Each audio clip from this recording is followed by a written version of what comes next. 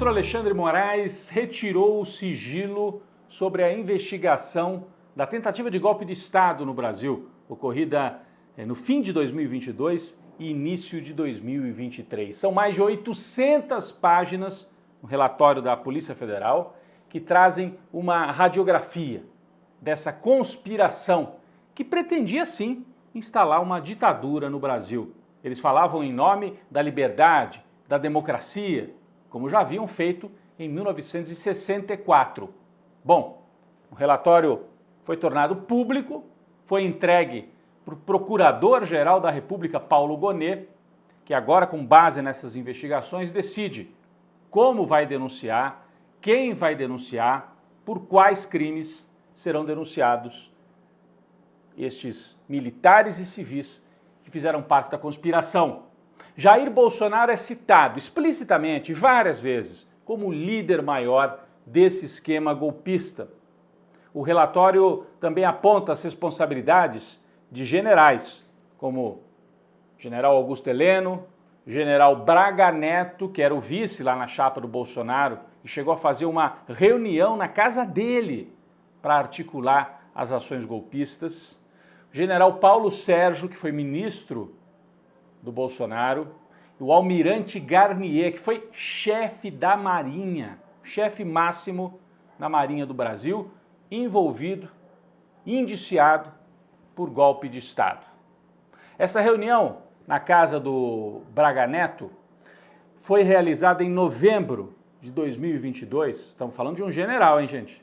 Um general do Exército, que foi ministro, que foi interventor no Rio de Janeiro na época em que morreu a Marielle. É envolvido em muita coisa estranha o Braga Neto. Reunião na casa dele, com vários militares das chamadas Forças Especiais do Exército, os Kids Pretos. E ali, eles tramaram a parte operacional do que seria o golpe de Estado, que envolvia prender Alexandre de Moraes, porque ele era visto como um obstáculo para as ações golpistas. E, se necessário, se houvesse resistência, executar, matar mesmo Alexandre de Moraes. Tudo isso foi feito, segundo a polícia, dentro da casa do Braga Neto. Também aconteceram encontros no Palácio da Alvorada e no Palácio do Planalto para organizar a estratégia jurídica e política do golpe de Estado. Então, eram duas frentes. Uma frente mais operacional, dos Kids Pretos, que pretendiam sequestrar e, se necessário, matar o Alexandre de Moraes, e também aniquilar a chapa vencedora das eleições, Lula e Alckmin, essa parte operacional. E a parte política, jurídica, envolveu várias reuniões dentro do palácio, com militares, com chefes das três forças, Exército, Aeronáutica e Marinha, reuniões em que eram apresentadas sugestões de uma minuta golpista, um decreto que o Bolsonaro assinaria para justificar juridicamente o ato de força, que seria a implantação de uma ditadura no Brasil. A Polícia Federal encontrou vários rascunhos destas minutas, né? Rascunho do que seria o decreto. Encontrou também mensagens trocadas entre os militares. E quem está participando dos dois núcleos, tanto o operacional como o político, é o Mauro Cid, ajudante de ordens do Bolsonaro. Ele era a ligação entre o pessoal operacional e o pessoal político. E nas conversas do Mauro Cid, tudo isso fica explícito, né? Havia uma estratégia muito clara de impedir a posse de Lula e manter Bolsonaro no poder. Um dos documentos encontrados pela Polícia Federal estava na sede do PL, o Partido Liberal, o partido do Bolsonaro. Esse documento estava ali entre os papéis de um assessor do Braga Neto, que ele tinha uma sala dentro do PL, o general. E deixava claro o objetivo da trama. Esse documento era chamado assim, Operação 142. O que quer dizer isso? Aquele artigo da Constituição que os golpistas durante vários meses ficaram falando dele, artigo 142, na interpretação deles, permite às Forças Armadas intervir como um poder moderador. Isso não existe na Constituição, mas eles ficaram insuflando essa ideia e aí armaram uma Operação 142, que envolvia espalhar essa ideia nas redes sociais, envolvia também juristas e políticos que defendessem essa ideia no Congresso, ou em artigos, né? de que poderia haver uma intervenção, envolvia a parte operacional e o objetivo final, que estava escrito explicitamente nesse documento, abre aspas, Lula não sobe a rampa. Esta frase você deve ter ouvido muitas vezes naquele período, porque de dentro do palácio, de dentro do núcleo golpista, isso foi espalhado e era repetido na porta dos quartéis, nos grupos de Zap e Telegram do pessoal ligado ao Bolsonaro. O relatório também permite entender alguns fatos que na época a gente não compreendeu muito bem. Por exemplo, vocês lembram dessa imagem aqui? Dia 9 de dezembro, o Bolsonaro, que tinha perdido a eleição, em outubro de 22 ele perde, e ele fica mais de um mês calado. Só no dia 9 de dezembro é que ele aparece na porta do Palácio da Alvorada para falar com os apoiadores. Por quê? Em 9 de dezembro. A Polícia Federal recuperou tudo o que aconteceu ali naquele período. O Bolsonaro tinha feito uma reunião 2 dias antes com os chefes das 3 forças. A Aeronáutica e Exército disseram, olha, não estamos assim fechados com o golpe, não. A Marinha, Almirante Garnier, disse, conte comigo, vamos para o golpe.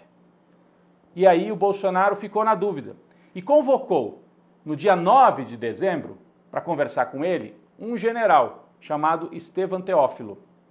E aí perguntou, general, o comandante do Exército não está no golpe, mas o senhor, posso contar com o senhor? E o general Teófilo falou, pode. E com isso, as forças especiais do Exército participariam também. O Bolsonaro então se animou, essa conversa foi no dia 9 de dezembro, e aí no mesmo dia 9 o Bolsonaro sai e fala com os apoiadores, porque daí ele sentiu que tinha base operacional para dar o golpe. Vamos relembrar um pouco do que ele falou ali na porta do Palácio da Alvorada.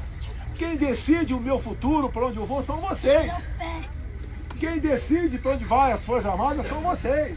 Quem decide para onde vai a Câmara e o Senado são vocês também. Bom, o golpe só não foi adiante porque aparentemente o Bolsonaro temeu avançar sem o apoio total dos comandantes.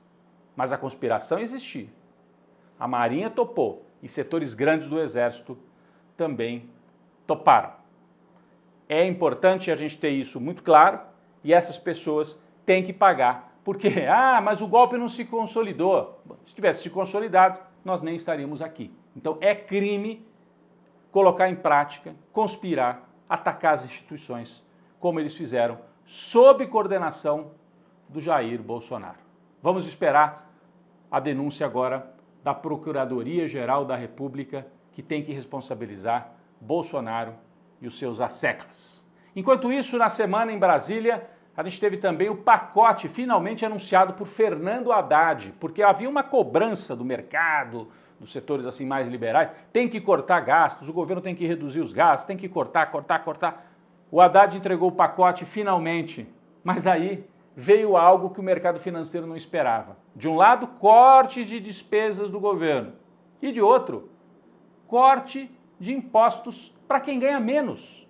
O governo colocou no pacote essa proposta de isentar de imposto de renda quem ganha até R$5.000. Isso dialoga profundamente com o setor, uma classe média, uma classe trabalhadora, empreendedora, que não ganha muito e acha que paga muito imposto e paga mesmo. Então, isenção para quem ganha até R$5.000. E de outro lado, taxar os super ricos que pagam pouco imposto no Brasil. O mercado ficou nervoso, né? Porque queria só corte de gasto e o Fernando Haddad entregou as duas coisas. Tudo isso ainda depende de aprovação pelo Congresso Nacional. Certamente os setores ligados a gente de muita grana vão pressionar.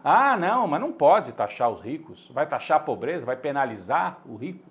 Gente, quem ganha menos paga 27,5% de imposto de renda. Por que o rico que ganha lucros e dividendos não vai pagar? Proposta do Haddad, que paguem 10% e colaborem com ajuste de contas, que afinal é cobrado do lado do governo. O presidente Lula vai ter que negociar muito para aprovar esse pacote em 2025 e assim consolidar um bom momento para a economia brasileira.